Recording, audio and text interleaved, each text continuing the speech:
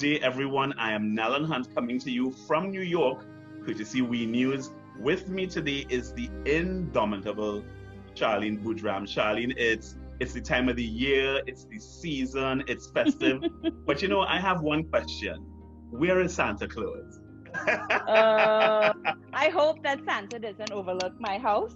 So there's stockings and everything waiting. And Christmas is my favorite time of the year. So we thought we would celebrate a little bit earlier, starting the day after Halloween. And the Christmas tree. Right after Halloween, you didn't waste time. Right after. No, not at all. It's that time of the year, and everyone is talking about this year in particular being such a challenging time. Usually we fly home to see relatives and friends, or relatives and friends are here with us, and we're lucky enough to connect with them personally. But this year it's being done virtually. How is Christmas different for you as opposed to the last million Christmases you've celebrated with your family? Yeah, I think it's twofold for me. I try to see the glass half full.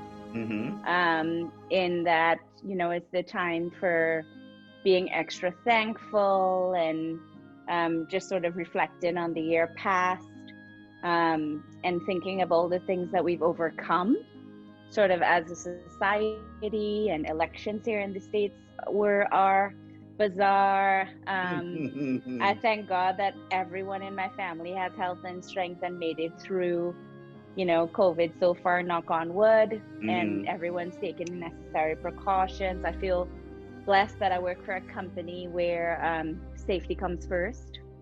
And so, thank goodness they haven't put any of their employees at risk. Yeah. And all the things, right? But on the sad side, I typically go home every Christmas and I'll spend a good week or two with my family. And that's the short time that I would see them each year. And then in between the Christmas visits, I may or may not get a mid-year trip, or they might get a mid-year trip to come see me. Run home for a little weekend. Right, exactly. But I haven't seen them since September of last year. Yeah. So now it's been over a year. And it won't feel the same, because the kids won't be home for mom. I wouldn't be in mommy house with the ham bacon and the extra pretty tree and the rum cake and the pancha creme and the parang and the, so we do what we can here. Luckily, I have a sister here in Charlotte, which is where I am, Charlotte, North Carolina. And we'll do what we can to celebrate together, and, with FaceTime and Zoom and all these technologies, at least we get to converse, although we can't be in each other's presence. It's amazing. What's the weather like for you at the moment? Because, everybody's talking about things like global warming and that kind of thing, and we're seeing such drastic fluctuations in the weather. I mean, I'm wearing my Christmas sweater, but to me right now, it's unseasonably warm. I think if I were a real reindeer, I would probably not make it in the heat out here. So it is in the 60s more or less here in Charlotte. A few overcast days, but for the most part, sunshine still peeks through. The leaves have changed somewhat, but there's still some plants blooming green. It's very confused weather. Yeah, even the plants are confused, because you will see leaves dropping on trees, and then in a couple of days you see them actually sprouting back out, because they are thinking, oh, it's warm already, we have to get ready, and then you go, wait, no, it's not warm, take everything off again. That's take everything off again. That's exactly what it is like outside. So all the grass hasn't died, but it's really beautiful in North Carolina, and particularly in Asheville. And my sister actually did a little road trip here a few days ago and sent some pictures, and it's just gorgeous because it's still lush green, but at the same time you have some of the red and the orange and the gold from the trees that have changed color but haven't dropped leaves yet. And it's mild, I don't love the cold and I don't love extreme heat. So this weather is kind of nice in between, where a light jacket is just enough. Maybe not for you, because I know you run warm, right? Well, I run cold, so it is the burden I carry. But yes, I feel that's what it's like here. It's bearable. I just wish my folks were we're close by, you know. But for Thanksgiving, which was Thursday, my sister and I celebrated with a friend. And of course, we found a Christmas Soca Parang station on Spotify and tried to tune it up as best as we could. We had sada roti as well. So we had the turkey, and then we had some curry pork and some sada roti, just like we would do at home, you know. It's not mummy home cooking, but we do what we can. Talking about what we would do just like if it were at home, we're going to take a quick break. But when we come back, Charlene, I want you to tell me, what is the one thing you think you will celebrate where you are now, even though you're not home to celebrate it? Stay tuned, everyone. You're watching the Christmas edition of Nellen in New York, brought to you by We News. We'll be right back. Okay. Good. When you say one thing to celebrate, what you mean? No, just like if there's something, like how you're talking about the cooking and that kind of thing, is there something that you are doing there that you can't, that you normally would do it for that, but what is that? It doesn't have to be one thing. You could expand on that and say, well, like how you said, you and your sister made the sada roti and that kind of thing, you know, just to kind of keep the tradition alive for you. Yeah, gotcha. Okay. Actually, right. Charlene, before you start, Charlene, you cook? Yeah. Oh gosh. Okay, that's something I didn't know. Okay. Let me... No, now the sada roti I didn't make. I make the curry pork and the turkey. The sada roti we order. So some things I don't make. Anything with bara or flour, I just know. Yeah, if I could do it, maybe it's a good thing, because if I could do it, I would be a big boy. Yeah, it's a good but only meats and all the sides and the roast meat and all that. I love to cook. Raquel, I love to eat. That's why I have to know how to cook, because you like to eat and you can't afford to eat out all the time. Well, you have to cook. I think so here we go. We're coming back in 3, 2, 1. Welcome back to Nellen in New York, the Christmas edition. With me right now is Charlene Boudram, raconteur, singer extraordinaire, you know, who asks that question every year, Mamacita, donde está Santa Claus? Before we went to break, Charlene, you started talking about some of the things you and your sister have done. What are some of the things that you are doing that you will normally do in Trinidad? Or one or two things that you say, you know what, I'm not there to do it with my family, but I'm doing it here just to keep the connection, to keep the feeling, the warmth of a Trini Christmas. Indeed. So we talked about it. Mass is a mainstay in my house. So we grew up with Hindu influence as well as Catholic influence. And so we acknowledged both religions and their traditions over the years. But I went to Catholic school, and so as I became a young woman, I found myself leaning more to the Roman Catholic faith. Now, I'm not like super religious or anything like that, but I say my prayers every day and listen to my mass a couple times a week via streaming. Now I can listen to the Mount Mass. That's how everybody is doing it. It's so great. It's like if I'm home and I'm like, well, I can't see the lookout, but it's like if I'm there. So I think my sister and I will definitely find a local mass that we could go to, as long as there's one that allows proper social distancing and so on. Or if we feel uncomfortable, we might just stream one. I'm sure that there'll be some from up Mount St. Benedict or some other place that we could tune into. And then, so I had Thanksgiving at my house. She'll have Christmas at her house. And home, everyone will wear like matching pajamas. I know it's cheesy, but it's cute and funny, you know, head things. My brother loves Christmas. I mean, if you see his tree, it has more decorations around the tree than tree itself. It's toy soldiers, it's Christmas, like, you know, fake Christmas presents, it's all kind of things. So just imagine the hats and the matching presents and matching pajamas, and everybody will usually get to open one gift the night before, like midnight, you know, and mommy will probably have a fresh ham bacon and bread, and you know, we'll be eating late midnight snacks and until everybody passed out. One present the night before, that's discipline. Well, I can't tell you, we didn't used to open and peek and wrap it back up. But who hasn't? I hope my mother isn't seeing this, but who hasn't? And listen now, when you see you pull off that tape and a little piece of paper come off, you say, oh my gosh, go and get tape. And you have to... Everybody doing it. One of the things we used to do is the tray of Christmas cookies. So mommy would get these like holiday selection, you know, like the Tiffany biscuits or the ones in the can shaped like Danish and some chocolate covered. Pepperidge Farm makes the modern day fancy ones, you know. So have some British cookies, and it's usually 2 layers. And we're not supposed to get into the cookies until Christmas Day, but the kids would get in, take the tape off, eat the top tray, switch the trays, close back the can and put the tape on, right? So mommy comes Christmas Day and we have friends over and people passing by and she opened the cookies and the first tray, great, open. Time come to switch the tray and she's like, wait a minute, it don't have no cookies on the second level. But did anybody ever confess to doing it? That's the benefit of siblings. You cover each other's bums. Well, now that she is going to see this, I just need for you to sign a waiver. Good thing there's border control. Says your brother and your sisters, and you had no idea what was going on. That's exactly right.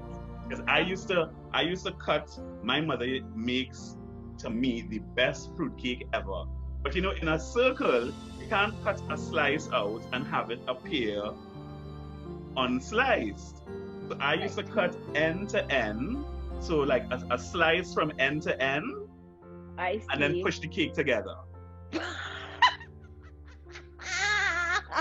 But mommy, if you're seeing this, I'm just telling you what my siblings used to do, but I'm taking the credit for it now. So you cut end to end, a very thin slice, and you push it together. But the thing is, you have to rush to want to cut the first slice on Christmas, because she might look at it, and you have to position the pans in such a kind of way. You know, we could be spies or something, you know, Charlie. Between the cookies and you know, hear the detailed deception and planning going on here. We have been overlooked. We have not been living our best life yet. Glass half full. You have to say, we love Christmas and the spirit and all of the treats that our mummies made possible for us growing up, that we just were bursting with excitement and couldn't wait. So don't see it as trickery, see it as excitement. And innovation. That's it. And being proactive. Listen, Indeed. I can spin this to, you know, you want an imaginative child or you want a duck. I guess that's why lawyers have jobs. No, I'm just kidding. I don't know what you're talking about. I'm just a guest here on a group chat. But Charlie, you know, I'm going to let you go now. Thank you so much for checking in with us. We have so many more people to come, but thank you for being there to open up with us. I wish you and your family a wonderful, wonderful, wonderful Christmas. Stay tuned. You're watching Nellen in New York Christmas edition. It's We News. We'll be right back.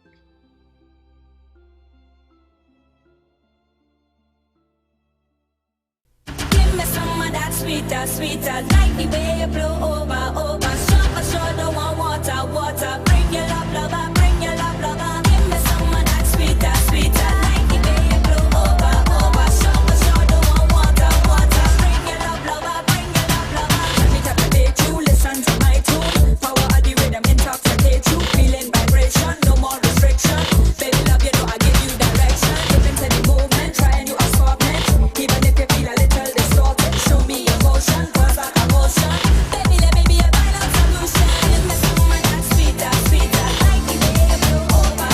Sure, don't want water. Bring your love, bring your love. Give me some of that sweeter, sweeter, like the way you blow over. Sure, don't want water. Bring your love, bring your love.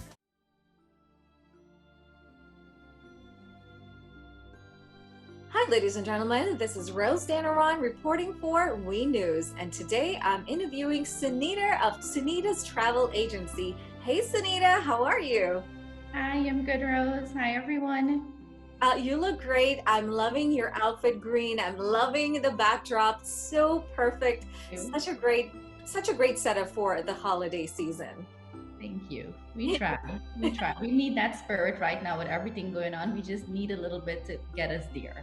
Absolutely, and we're gonna get to everything that's going on right now, but I first want us to let the audience know a little history about Sunita's Travel Agency and how long ago you got started, and tell us a little bit about your company. All right, so we opened up our office first in 2007. That was on 129th Street. It was a very nice, beautiful, small office. We grew ourselves, from myself and husband working there. We grew ourselves to 8 staff. And then this year, March, we moved over to 131 Street, Yes. where we have a lot more space. We plan to expand the product and service we offer to our clients. And prior to that, I had travel experience from different travel agencies, even from Guyana before. So it's been like over 20 years or so in the travel industry. I enjoy it. I try to get a team that enjoy it, so we can, at the end of the day, make our customers happy.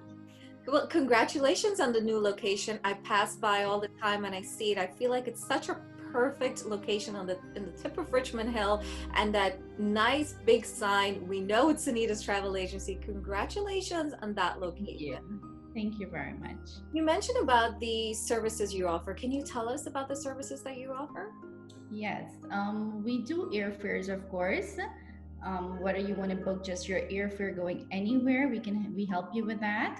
We also do hotels. If you want to add your airfare and hotel, recently for a few years now, we have added all-inclusive. That's going really well. Okay. You can go to Jamaica, Mexico, or anywhere, all-inclusive destination, we do that. We do cruises as well. Yeah, so we're getting there. We have the internet service going where you can book online as well. If we're closed during, late hours, you can book us online as well. And there's some other service that, we're working on that's going to come out pretty soon. Nice. It sounds like it's a one-stop shop. We could just find all our travel needs right there. And we had mentioned, we were talking prior to the interview, that you opened up your new location in March, and not too long after you had to close because of COVID. How has COVID impacted your business? It impacted us to the worst. I couldn't imagine that. I mean, it's not something that any one of us, I think, had ever visioned that would travel industry have taken a hard hit. We moved over here in March and we had to close off the very next week because we think at the end of the day that it was safer for us, for everyone. There was so much customers out there who have so much questions, and they needed to know what was going on. So we worked from home, we took calls, we took emails, and then very shortly after a few weeks, we reopened, but we reopened only with lines. We couldn't have take the walk-ins as we had liked to or wanted to. So we take the calls, and even up to today, travel is not what it used to be, and we're hoping for it to be there back soon. But for now, there's so much people with just questions. They're curious to know what is the requirement, what is it that they have to do, what does it entail to travel now. So mostly we're here, we're taking calls. Business is not what it used to be, but we're hopeful that it will get there back soon. Right. And speaking about getting business, how can people get in touch with you and use your company as their travel agency? That's very easy. We're here, even of COVID and everything, we're still here 7 days. They can call us. We do prefer that's the easiest way to call us. Or if they can't get onto us, they can use the website. We also could be reached via WhatsApp. We added that to our contact list because most travelers, when they're out of the country or so and they can't reach the airline, we are here. Just call us via WhatsApp. They can call us Messenger, WhatsApp, telephone. They have all these means of communication. It's very easy to reach us. They could even come into us now. Okay, great. So ladies and gentlemen, we are going to take a quick break and we'll be right back. Thank you. So we take a pause and then... Recording is off. No, it's on. Oh, but you're going to edit, I guess. Yeah, they're going to edit it. How was that? I wasn't too sure if the impact part answered the question.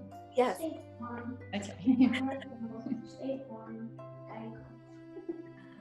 All right, ladies and gentlemen, we are back. And Sunita, you were mentioning that they can come into your office. Can you give us the exact location, the address?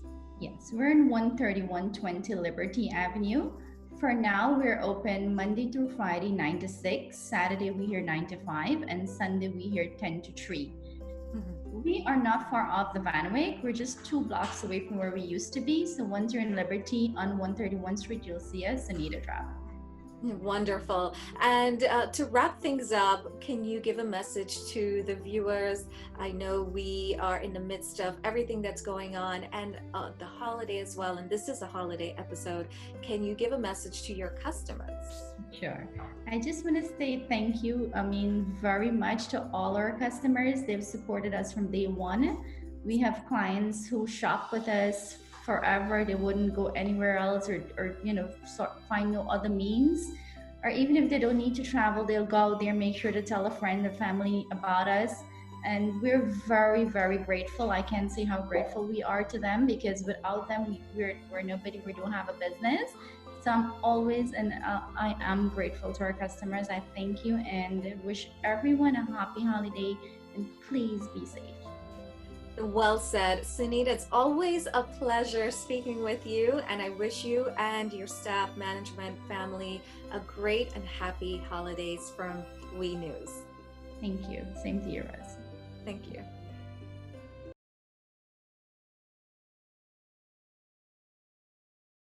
How will you see, sweet TNT. How will you see, why I love my country. How will you see, it's the best place to be. How will you see, I want a pussy. Ay, ay, ay, ay, ay, ay, ay. Oh, yo, yo, yo, yo, yo, yo. Ay, ay, ay, ay, ay, ay, ay. Oh, yo, yo, yo, yo, yo, yo.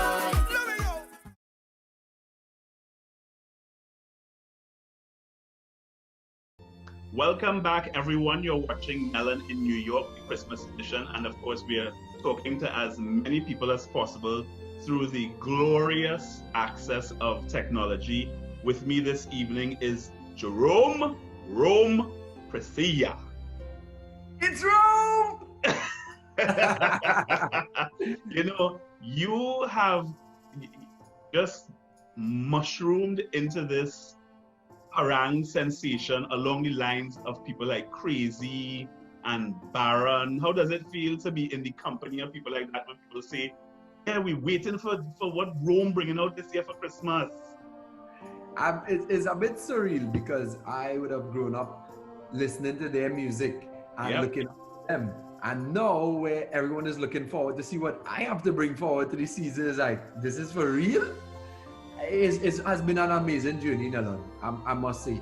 And me starting off in Soca Parang, it was just me loving the music because it used to help me in terms of doing my chores for Christmas. I hated doing cleaning for Christmas in my mom's house. Who likes doing cleaning? Yeah. But when I put on Soca Parang music, it got me through the chores much quicker and much easier. And I think because of that, it was just embedded in me. So now being one of the top Soca Parang artists is like, I've come a long way. How does it feel to say that and to hear yourself saying it?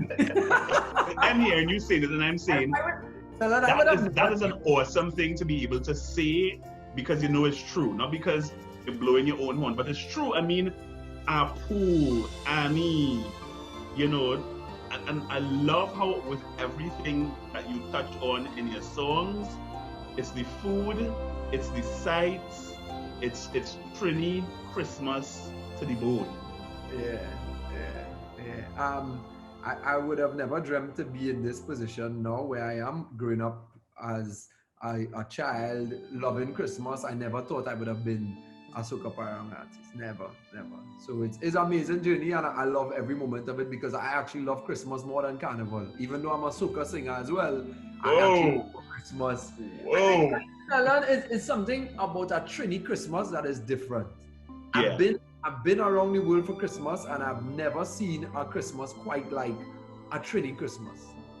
I've been lucky enough to have the same kind of experience and experiencing Christmases around the world and in different countries, and it's true. A Trini Christmas is almost like it smells, it sounds, it's people, it's you know, I was talking to Charlene Woodram, and we were talking about all the mischief you used to get up to, you know, leading up to Christmas morning. What kind of mischief that you could admit to? Because I don't want to put you in any trouble. You know, borders closed, so I can't come and help you right away. Yeah. I mean, I grew up in a large household. It was 5 of us kids, and my sister and I, my younger sister and I, we were the 2 youngest. And so the older ones, they didn't believe in Santa and that sort of thing. But my sister and I, we believed in Santa, so we would wait up all night to see what Santa would bring. And we thought we stayed up all night, and we said, well, okay, we take 5 minutes sleep. And that turned into hours, obviously. And by the time we got up presents on the tree, I mean, like, nah, boy, we miss Santa again. For years. And I remember one year saying to my mother, somebody is drugging me Christmas Eve. Because you plan, you're catching them this year. Yeah. And when you do this, 8 o'clock the next morning, I go, again? You have to do this for a whole year? Again? We kept missing him every year after year. So that was fun. That was fun for us. And we would wake up to the smell of mommy's homemade bread and ham every Christmas morning, and then rush to open the gifts. So I always loved Christmas as a child growing up, and I think now that is still in me. Yeah. What is your family doing for Christmas this year, given the challenges of 2020? How are you all celebrating Christmas this year? For us, it's always a very close time for us as a family.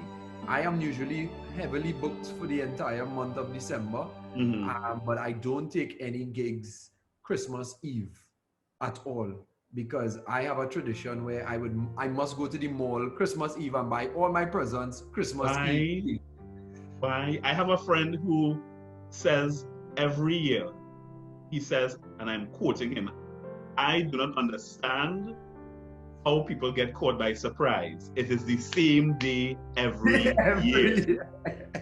But you see, that's one of the things. I think that's one of the things about a Trini Christmas. You know, and when you go out to do that last minute shopping, you're not even shopping so much, you know, you're seeing people you haven't seen in years, months and years. So you leaving home 8 o'clock, 9 o'clock in the morning means maybe 9 o'clock at night, and you're running here, you're running here, you're running here, you're running here.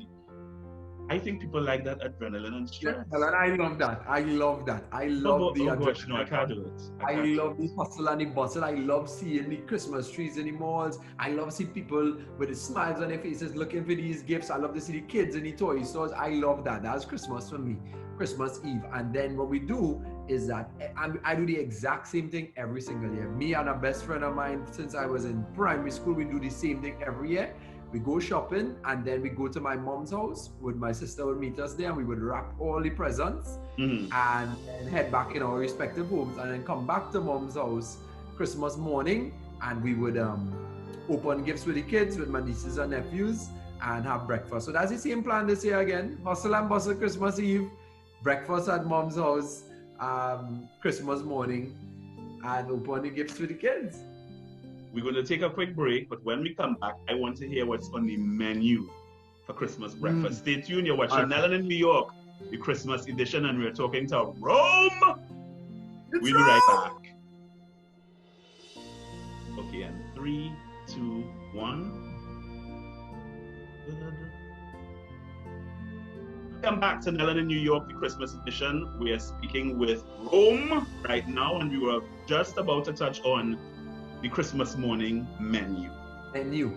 What's on the menu this year at the Presea house? This year, I'm looking forward to the pastels this year. So normally it's homemade bread with ham, with chow chow. I like to put chow chow and ketchup on everything. Yeah. And this year I'm looking forward to the pastels, because my mom and my 3 sisters, they all come together and they make these pastels. So they would do the pastels with the kind of cornmeal, and then wrap it in the fig leaf, and you would get that original Trini flavor of a pastel. And I would put chow chow on my pastel too, and I love the pastel. So we're looking at homemade bread with ham, with pastel. And then we would do, for breakfast as well, we would have sorrel. We always have sorrel for breakfast Christmas morning. Yes, a nice cold glass of sorrel, and it's not watery. You can see hold on. The sorrel. So you don't get these things up in New York. You know, we do. In my opinion, it is like it is a very sanitized process. You know, you go, you pick it up, you pay for it, or you pick it up from a friend, you come back home. Whereas in Trinidad, I remember as a child, literally house to house to house to house to house. And you know, by the time you come back home, you swear you can't eat, but then by lunchtime you're ready to eat. Right. You know what I mean? We don't have that here. Like I said, to me, it's, for lack of a better word, it's very sanitized. So it's very, this is what's going to be done. You go, you do it, you get it, and then you get back home and you eat it and you enjoy the food. It's good because it's Trini people making it. But it still is, there's that little thing that you might be missing that, you know, know if you were in Trinidad, it would just go down so much more different. Yeah. And I think that's the thing about that Trini Christmas that the other people around the world don't know about if you never experienced it. Because it's the food, we are one of the few countries in the world where we have an entire menu around Christmas time. We have pastels, we have ham, we have black cake, we have ginger beer, we have sorrel, we have pone, we have so many different things that people would eat around Christmas time, where I found you don't really have that much variety. In the US, you would have it for Thanksgiving. That's like a big thing there. But for here, Christmas is a big thing in terms of the menu. But not only the menu with the food and the drinks, you would have the music. You would have the traditional parang music, and then you would have the soca parang music, and then you have the parangeros going house to house, and everybody bringing out stuff. And you would have this tin of biscuit with the little sugar at the top of the biscuits. Everybody know you have this blue biscuit tin in your house. And it used to appear out of nowhere. And that's only the time you would see biscuits. This. You're not seeing this thing the rest of the year. And I used to ask my mother, well, we can't we have sorrel? Why we can't have these things during the rest of the year? And she says, well, Nellen, it's not Christmas, it's for the Christmas time. And I go, but I find it's very selfish to not share those things for the entire year. Just have it for, but paid tracks, I don't see paid tracks whole year, and then you would see paid tracks come out Christmas time. It's just so weird to see different things like that. And I love that unique aspect of our Trini Christmas. I definitely love it, and the warmth of the people and people. I love that house to house aspect, and you go with my family. You have breakfast by one, lunch by another one, dinner by this one. It is always a family line. Yeah, we used to pass friends on the highway kind of back and forth, and it's because we went by this aunt, we went by that uncle, then we passed back to by this uncle, we went by that cousin. At the end of it, where you went? Well, when you saw us at 2 o'clock, we were going for lunch. When you saw us at 6 o'clock, we were coming back from dinner, but we had another dinner.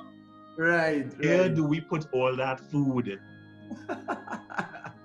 Where does it go? We must not good cook food ways. Christmas, we fall in with this. In a way, I was saying to someone, as unfortunate as the year's events have been, it really has been a wonderful experience to be able to connect with people remotely. Because to get this interview with you, you would have to come here. I would have to go there. For work, I'm willing. And it would be a lot more a difficult process. Technology has allowed us the access to one another. So in a way, I'm grateful for it.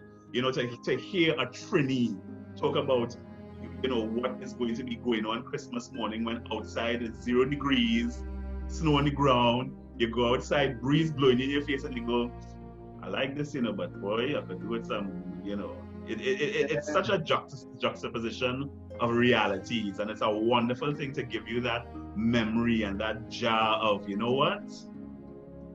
All is well. All is well. You can just open your door Christmas morning and shout to your neighbor, neighbor, bring out the puncheon. It's Christmas morning. It is just that Caribbean. I have to thank you. I have to wish you and your family and everyone all the best. We have to catch up again, of course, because we just getting momentum here and more chats coming along and that kind of thing. But happy Christmas to you. Happy New Year to you and your family. Thanks so much for taking the time to join us here on the Christmas edition of Nellen in New York. After all, it's We News. News. You know what I mean? So don't go anywhere. We'll be right back. This is Nellen coming to you from New York, the Christmas edition.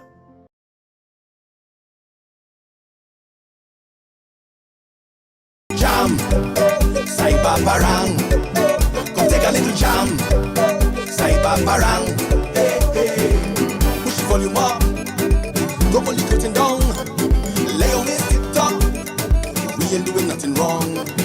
The internet is your private jet. Come hop on board and join a friend. Come galang galang, do a bangarang in cyberspace, Saiba Parang. Jam, Saiba Parang.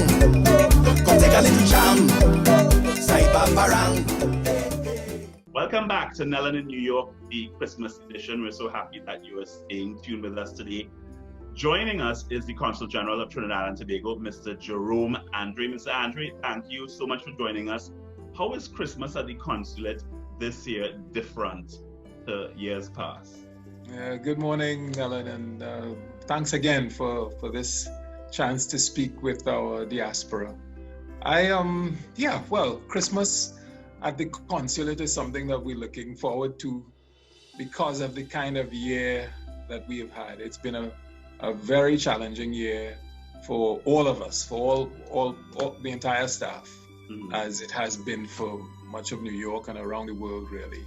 And so Christmas is going to be something rather quiet, restful. We have to be, observant of the restrictions that are in place and so on. So we won't be doing too much of an outreach during Christmas. Big Christmas parties this year for staff and friends and well-wishers with a little home food and home drink. Well, there will be black cake and sorrel and puncha creme, but in everyone's home maybe, but not together. What are some of the challenges you face this season as Christmas draws near and, people obviously still are trying to figure out, Trinis, they're like, I know the borders are closed, but you sure you can't arrange for just me to go home? Yes. Yeah, that demand is there. There's always a very, very constant two-way flow of our nationals between New York and Trinidad and Tobago. And this year, of course, people just haven't been able to make those visits. So, December is when many of them were looking forward to making that trip. But it's not going to be, for many, it's not going to be possible. Or if it is possible, it's going to be difficult. To get reservations on flights because, of course, there are only special flights. So as you might know, the flights are put on really for repatriation purposes. The purpose of repatriating our stranded nationals.